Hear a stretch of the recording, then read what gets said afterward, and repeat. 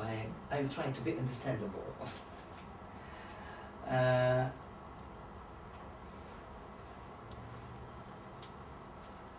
situation with Vygotsky in school.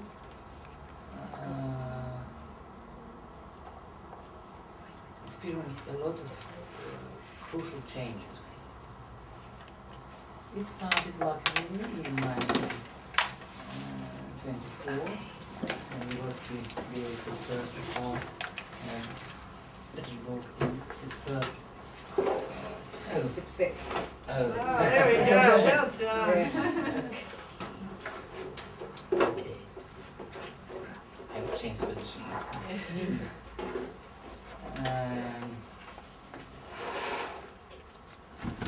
What I want to underline in this connection, that the Vygotsky approach is basically founded on theoretic culture that goes with roots in rationalist tradition of European philosophy.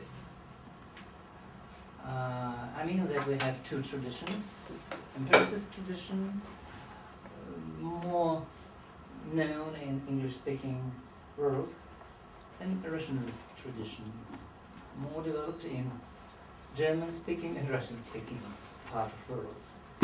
And one of the aim of our contacts, I think, is the attempt to unite the best which contains in both of these traditions. Because sometimes we have a great difficulties even to understand each other. And now we have this situation not even in international aspect, but as well inside Russia. Because the next paradox, while in the West, Vygotsky becomes more and more popular, we have some problems with his popularity in modern Russia. Lately, I hope you will understand the reason of such paradox.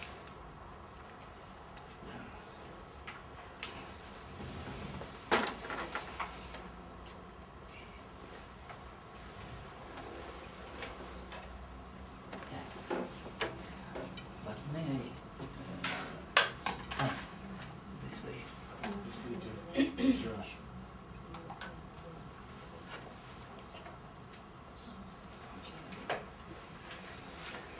Do you want a seat? No.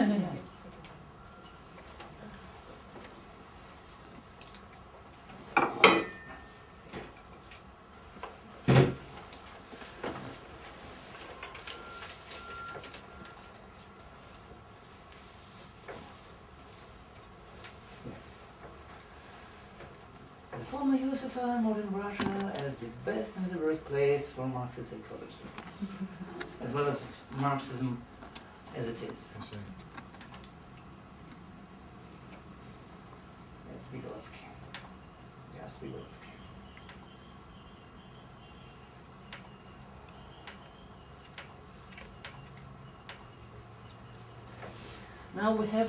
Now after 1991, after the Soviet Union dismissed, and after the ideological and cultural situation basically changed, many of those who pretend to be followers of Vygotsky starting to change their interpretation of Vygotsky. They pretend to interpret, to say that Vygotsky's insights were not based on some culture, like Marxism, like Hegel, like Spinoza, but they had only one reason: the special quality of his personality, based on his unique green cells.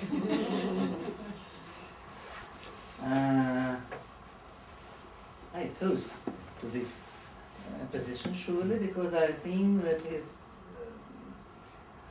very strange to try to put such approach to a founder of cultural historical approach as well. We have to try to apply cultural historical approach to Vygotsky himself for the first time.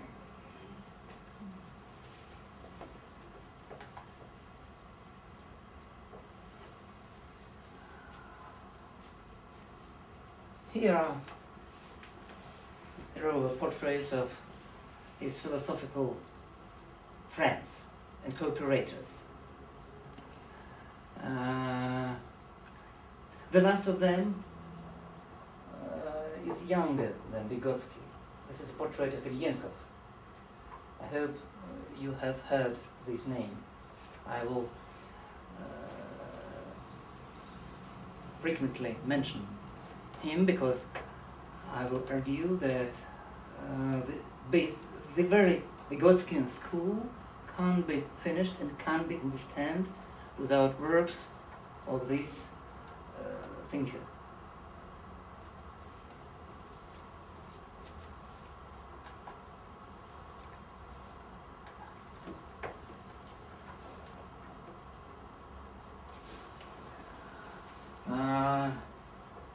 Trying to understand the roots of Vygotsky's ideas, of Vygotsky's personality, we can't abstract from the real historical epoch in which he developed.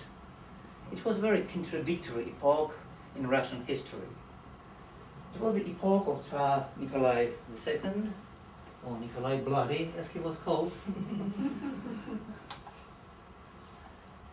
It was the epoch of persecution of Jews, epoch of baleful setting of Jews.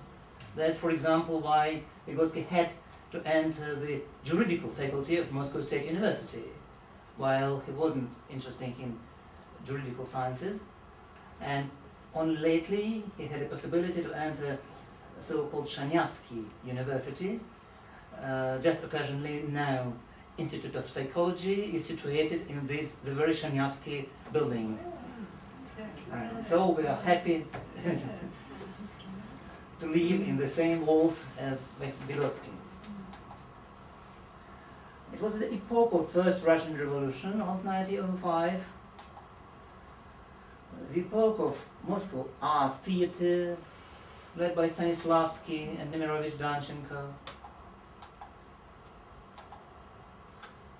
epoch of Anton Chekhov, of terrorism, and it was a great terrorist, Savinkov, epoch of great science. This is a portrait of Dmitry Mendeleev, the greatest chemist. And what is, epoch of great industrial activities, I mean strikes, etc., etc. I press too hard.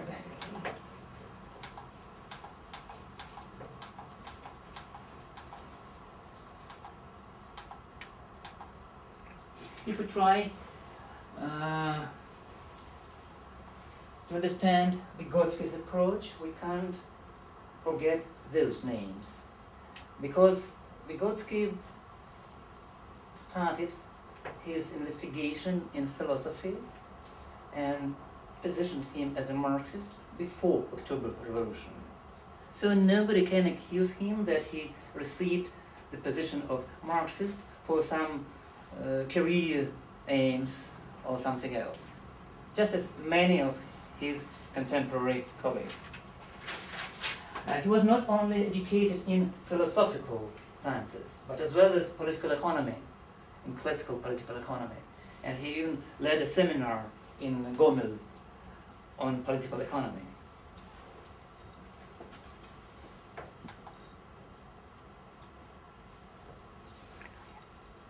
Recently, I had a discussion with one of my colleagues in Moscow, and discussing his article, I mentioned, you are not a materialist. She said, yes, materialism is old stuff. Secondly, I say, oh, you are not a dialectician. He says, surely I'm not a dialectician, it's old Soviet stuff. But after all, I put him question, why he pretend to be Vygotskian? Because Vygotsky was two cornerstones under his theoretical approach, dialectic and materialism. And we can remove one, not destroying all his approach.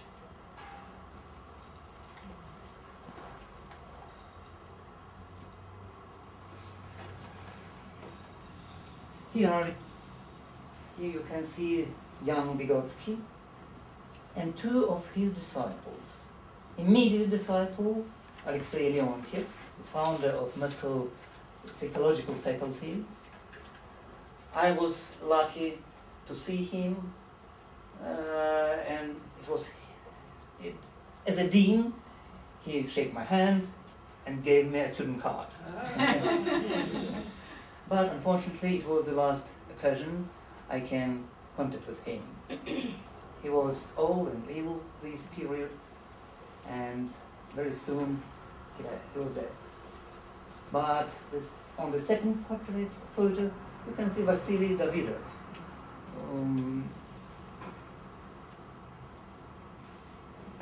He was my scientific tutor, and he was a leader after Leontiev, the leader of all Vygotskian school, through all the 70s and 80s.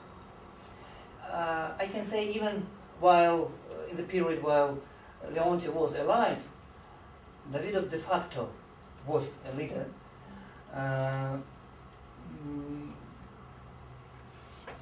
He led an institute of psychology in Moscow, and he organized a brilliant seminar.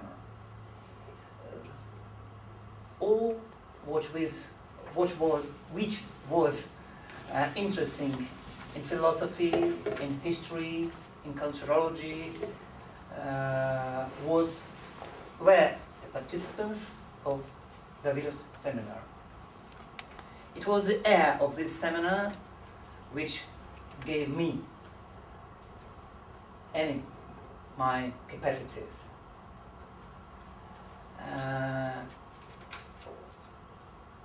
Just from the side, it was Ilyankov who advised me to enter not philosophical faculty but psychological faculty. And he explained that in philosophical faculty in 70s, just like now, there was none of interesting school, scientific, none of interesting leaders, theoretical leaders, as well as psychological faculty. It was dream team. Leontiev, Davidov, Galperin, Elkonin, Zaporozhets, Bluma, Zygarnik, brilliant names. And I was lucky to breathe with one air with all of them. Unfortunately, Luria died very soon, and I entered the faculty in June, while Luria died in August. So I can't have a possibility to see him. But I was lucky to see all others and to hear their reports on Davidov's seminar. Why I choose from all the Vygotsky's disciples these two personages? I have done it deliberately, because from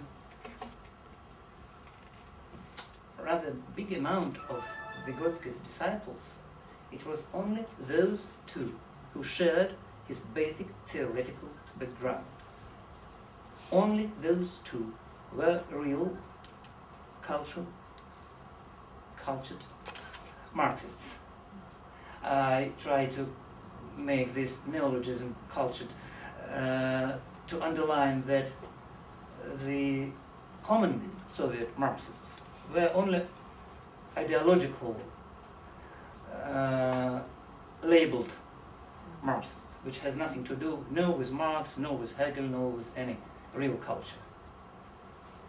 And it's not just something strange that only those two considerably developed the Vygotsky approach.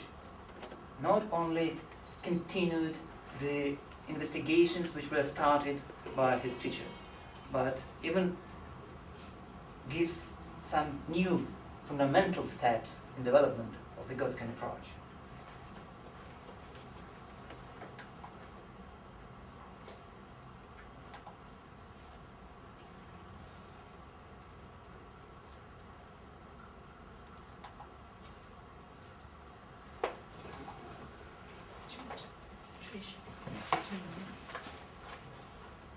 Oh, thank you.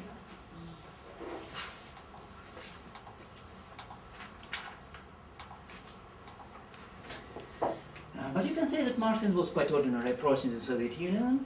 What was distinction, if any, between Vygotsky's Marxism and the official Soviet ideology? Truly was. In fact, it was two kinds of Marxism in the Soviet age, which has nothing to do with each other.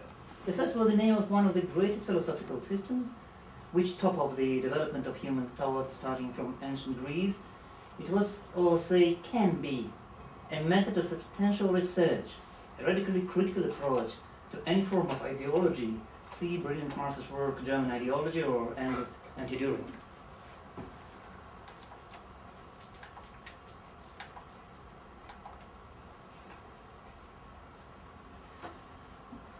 This is a real Soviet placard.